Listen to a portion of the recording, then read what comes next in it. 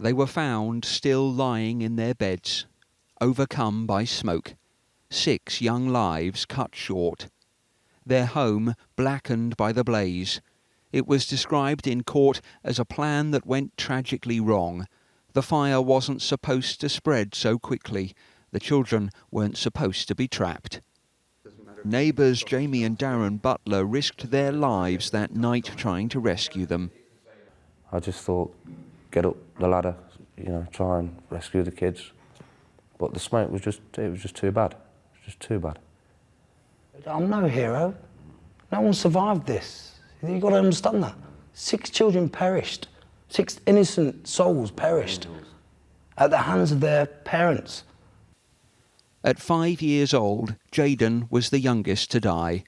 Jessie was 6, Jack 8, John 9, Jade was 10, and the oldest victim, Dwayne, was 13. When Mick and Mairead Philpott held a press conference days after the fire, police saw through their performance. I've actually been down to our home, and what we saw, we just cannot believe it. Well, I thought it was a performance, and I thought it was a sham. The tears? What tears?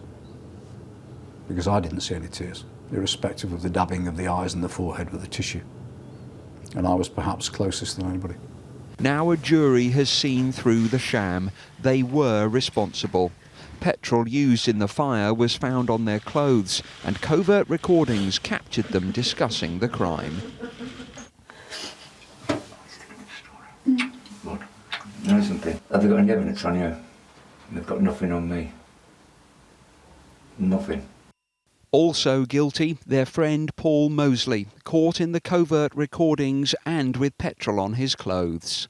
Mick even tried to blame others for the fire, including his neighbours Adam Taylor and Vicky Ferguson. They've spoken exclusively to Channel 5. I don't know how anyone could do it. I'd try and accuse an innocent person of killing their kids. I don't know. It don't even come to mind. Made me angry, made me frustrated to think that someone can accuse us of doing something when they know we didn't do it in the first place. It's just unreal. It's like living a nightmare.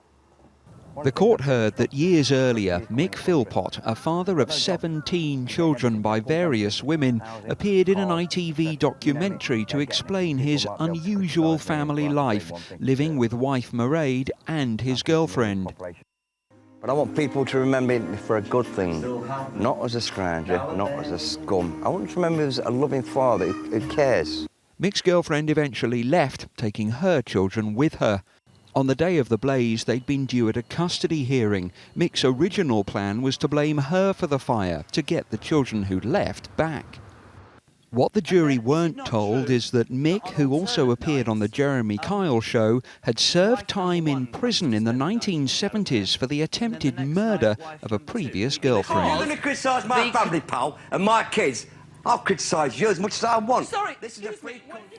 The Philpotts weren't allowed to attend their children's funeral. They were already in custody.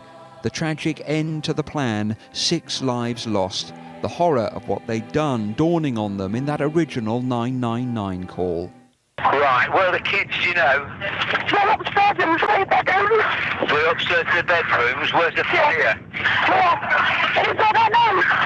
It's at the front of the house somewhere. It's in the front of the house somewhere. Yeah.